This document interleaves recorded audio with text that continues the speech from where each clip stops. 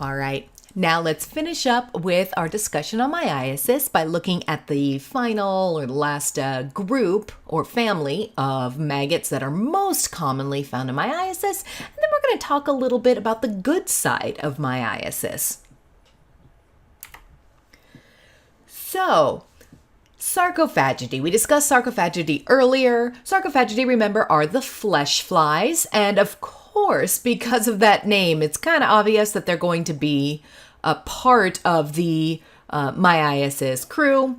The genera that we tend to see causing myiasis are these two. This is the Wolfhardia and Sarcophagia. These two genera are the most common. So let's start with the Wolfhardia.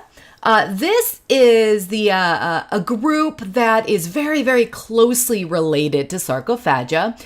Remember that sarcs are very, very hard to identify just on sight. You need to look at the Aedeagus. You need to have some expertise in this. So that's why I'm only going down to the genus here. So starting out, the females are larviparous.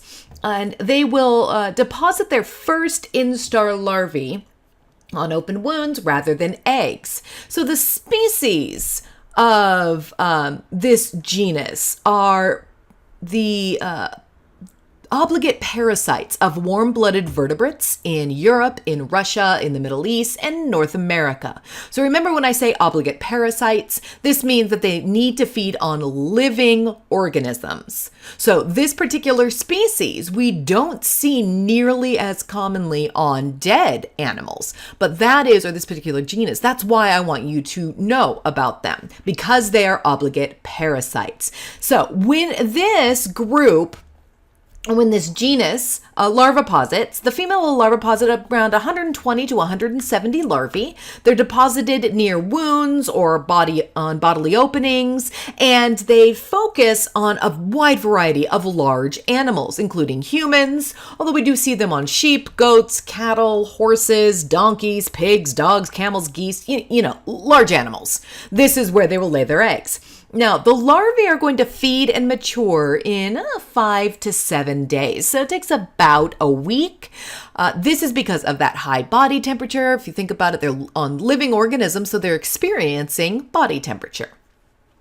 Once they are finished with their feeding, they are going to leave that wound, or they're going to leave that natural bodily opening and pupate in the environment. So they undergo that holometabolous life cycle just like every other dipteran. Now, in North America, there are 2 North American species that will penetrate the skin of hosts individually. So instead of feeding in a group, instead of feeding in a maggot mass, they're going to do individual penetration or individual feeding, and that's going to give them the look of another type of parasites. So they're going to produce these furuncles. So they're going to produce these warbles or little hard-cored swelling, like we talked about earlier. Now, these can be a very serious pest. We most commonly see them in North America as a pest of mink and fox in fur farms in North America, but they can show up on animals, they can show up on humans. So keep this in mind. If you ever end up with this genus on a dead body, they do not colonize dead bodies after the fact. So they had to have been there beforehand. So that is an important distinction to keep. Now, the other genus in Sarcophagidae is the type specimen, the Sarcophagia. So this species is usually involved in secondary myiasis. So instead of feeding on healthy tissue, like the Wolfhardia does, we see Sarcophagidae just feeding on dead tissue. It's usually associated with really rancid wounds, really nasty things. And it is involved in the secondary myiasis specifically because of its affinity for carrion. So it's going to be attracted to that rotten dead flesh. Now, very little is known about Sarcophagia larvae on living animals or on living humans, but it has been noted. So it's one of those things where somebody just said, all right, I've seen it. It's there. We haven't done a lot of experiments or a lot of observations on it, however. Now, I would be remiss if I didn't end our talk of myiasis by talking about a form of myiasis that we call controlled myiasis. So this is maggot debridement therapy. This is actually a really exciting area of study and an exciting area of knowledge that we've been working on for the past bazillion years, it feels like, because it's been around for so long. So technically it is a form of myiasis, but it is a carefully controlled, artificially induced myiasis. So in this case, this is where the medical practitioner is actually using the characteristics, the physiology of live maggots for their benefits. And medical practitioners will aim to balance the positive effects of maggot activity on necrotic tissue, so this benign myiasis, against their potentially negative effects on healthy tissues, or malign myiasis. Notice we have a lot of words to describe myiasis, right? So benign myiasis, this is what we're causing the positive effects of maggot activity on necrotic tissues. That's that feeding on dead tissues in a living organism. Malign myiasis is when those maggots move into the healthy tissues and they actually cause problems. So a medical practitioner is trying to balance that. I mean, that's basically all medical maggots are, or maggot debridement therapy is. So you will see this written about in the literature as MDT, maggot debridement therapy, because we really hate writing out words. So MDT it is. You may also see it referenced as maggot therapy, as larval therapy, or as biosurgery. As this becomes more common, and it is becoming more common, we'll probably come up with even more names, but think about it. Biosurgery, that sounds really, really nice, doesn't it? So imagine coming to somebody in a hospital, be like, we're going to put maggots on your open wound. They tend to freak out. You say, we are going to perform biosurgery. They go, great. So it's all about this communication and obfuscation, really. Anyhow, so in this case, maggot debridement therapy, this is when the larvae of flies or maggots are used to remove or debride dead or necrotic tissue. So maggot therapy grew out of observations of the beneficial effects that resulted from maggot infestations in the wounds of injured soldiers on battlefields many, many years ago. Basically, what people were noticing was that the soldiers who had really bad wounds, we're talking from mortar shells, we're talking from stepping on mines, we're talking from even earlier really nasty like musket balls and things of that nature, sword wounds even. There's all manner of stories about this in literature, in various books, in the Bible, they mention it, that sort of thing. So what they did notice, though, is that those soldiers with these really nasty wounds that had maggots in them, they tended to live. They didn't get blood poisoning. They didn't lose nearly as many limbs or anything of that nature. Those soldiers where we cleaned up the maggots, they would die because they went septic. They got blood poisoning. So this has been an observation for a long time. Now, a quick aside, you will notice as you get into science more and more that scientists tend to have to play catch up when it comes to what people are observing. So there's a lot of that sort of old wives' tale or the passed down knowledge or just quote unquote common sense. Of course this works. Scientists, though, have to go through the scientific method and actually prove why it works, gather the facts, create that theory to support with the facts, all that sort of stuff. So we tend to be many, many years behind. So it's something like this, where back on the battlefield, the medics would see there were maggots on a body. They may have just left it. Just say, nope, that's going to make them better.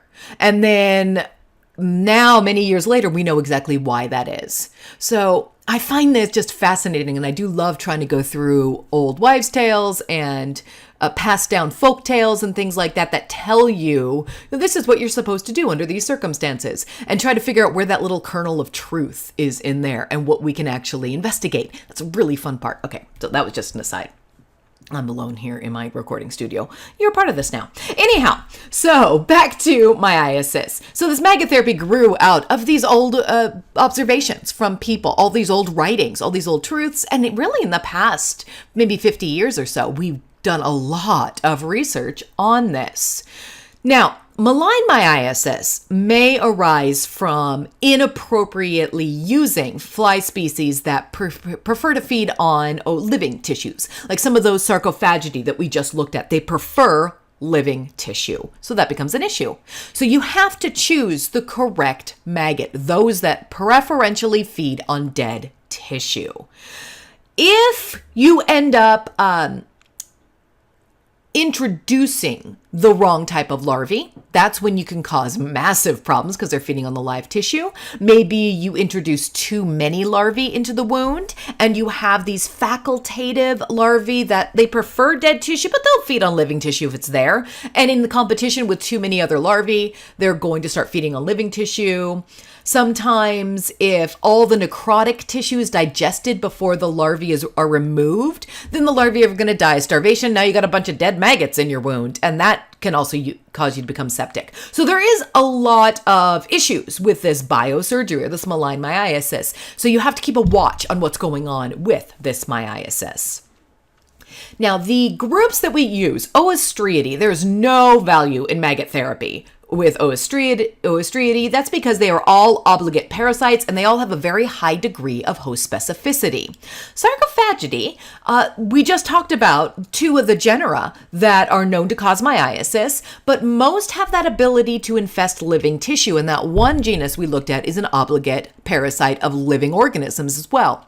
So really, we don't use sarcs as myiasis producers because maggot debridement therapy users, because we just don't know what they're going to do under certain circumstances. So a few species have been successfully used in very limited tests, but they had to be watched very, very closely to make sure they just didn't move into the healthy tissue.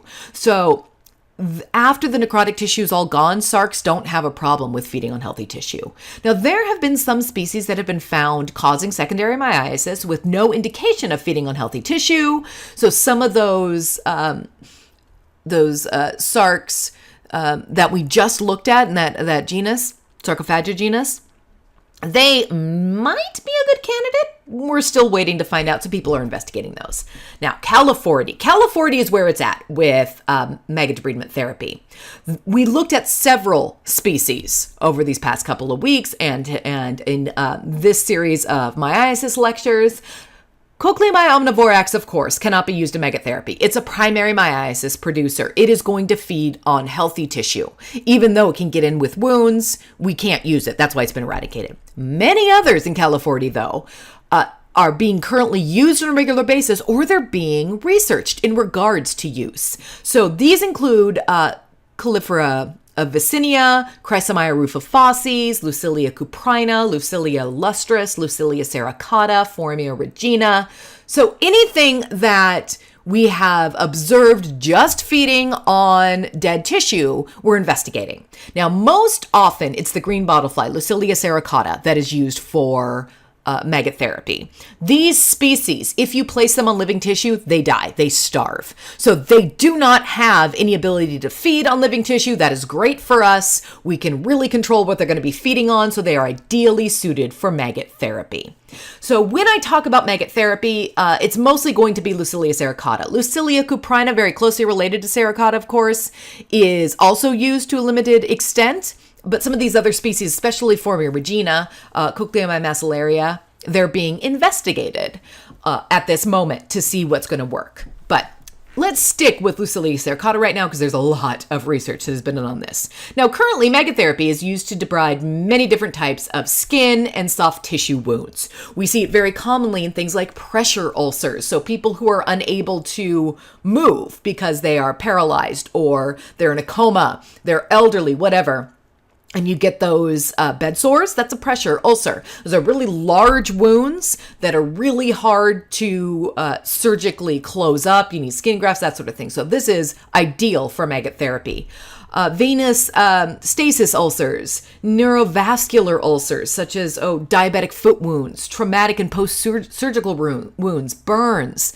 Any of these large easily infected wounds that are really hard to just suture up, those are perfect for maggot therapy. Now, maggot therapy candidates, therefore, generally have these non-acute external wounds. Usually, maggot therapy isn't the first or the go-to treatment. It is used on people where one or more courses of conventional treatment have failed. So either they have a really nasty infection and weeks of intravenous antibiotics hasn't fixed anything. Maybe skin grafts haven't helped. Maybe surgical intervention isn't an option, or it's very risky. Things like that. Wound infections that are life or limb threatening at the moment are usually not treated with maggot debridement because surgical intervention is faster and is usually the first choice in our modern medicine. Maggot therapy is most commonly used at the moment as an adjunct to surgery. So it's the surgeons will go in, they'll do what they can, will add maggot. So it's usually not the first step. As we get more research into this, that may change. Who knows? Now, modern maggot therapy, people have tried to make it less icky because this is the biggest issue if you think about it. So look at this photo right here. I mean, this is maggot therapy in action. You got this really nasty open wound. Maggots are in it. Patients don't like this as a general rule. If you asked anybody, even think about it yourself, you've got an open wound and somebody's like, I'm going to put maggots on this wound. Usually people respond negatively to that. So there's been a lot of work into try to make this a little more appealing, if you will. Although they have found that the biggest thing, that's the word I'm looking for, that can affect how patients respond to maggot therapy is how the nurses respond. So if nurses are all for it, they treat it like it is normal and fine, and they're happy and all that sort of stuff, the patients are going to be fine. If the nurses are grossed out, then the patients are not going to do it, the end. However, a lot of stuff has been added to it. So modern maggot therapy has dressings that are designed to contain maggots within the wound. They're trying to protect the healthy skin from the maggot feeding enzymes, and it also prevents the patients of sensing the movement of the larvae. This is another major complaint, is it's not painful. It's just sort of itchy, or it tickles, or it's just really disconcerting to feel something move around in an open wound. So that ekes people out a little bit. So the way that these modern dressings work is you will surface disinfect these larvae, or surface sterilize these larvae, and then you place them in the wound and cover that by a sheet of nylon mesh. So what this does is it allows the air to reach maggots. It helps facilitate drainage of the digested necrotic tissue, and then that dressing is covered with an absorbent pad, so then they're not leaking everywhere. And then those maggots are left until they reach the third instar, and then they're replaced. Now, when I say surface sterilize, what I mean is when these eggs are oviposited, they are covered in bacteria. And the reason I know this is because this was part of my PhD. So I did a whole several-year project on the bacteria that are found on the outside of California eggs. And they're just covered in all manner of different types of bacteria. It changes over time. And then the maggots themselves are covered in bacteria. So we don't want to introduce new maggots or new bacteria to the wound, so you have to surface sterilize it. In a bunch of different places, a bunch of different ways. And if you remember, I think I told you before, but I figured out that the easiest way to surface sterilize eggs is with just over-the-counter Lysol. And you can do that with the maggots too. But various companies use different methods. Anyhow, so in order to do this maggot therapy, the number of maggots applied to a wound depends on the age and the size of the maggot, the amount of necrotic tissue, and the size of the wound. In general, we're talking about first or second instar maggots, and we try to go for 5 to 10 larvae per centimeter squared of wound surface. So 5 to 10 larvae per centimeter squared, first or second instar larvae, and then you watch them for a few days. So they're going to be experiencing these body temperatures, this 98.6 degrees on average Fahrenheit. And so about after 1 to 3 days, they should be in the mid to late third instar. So you need to remove them from the wound after 1 to 3 days and replace them with more if more therapy is needed. What's neat is there's no known risks from the use of medical maggots. So they don't cause any real issues as long as you're using the correct species. So it's not like you're going to see the same sorts of risks as you see in normal surgery. The most common complaint is a little bit of physical discomfort where, it's an open wound. And so you can just sort of give the patient some oral analgesics, give them some painkillers, and they're fine. You might want to remove some of the larger maggots. Maybe they're just so crunched in there that can be pushing on some of the wounds. But other than that, the pain really isn't bad if there is any pain at all. So it's not bad enough to stop therapy. All right, so that ends our discussion on myiasis. Let me know if you have any questions.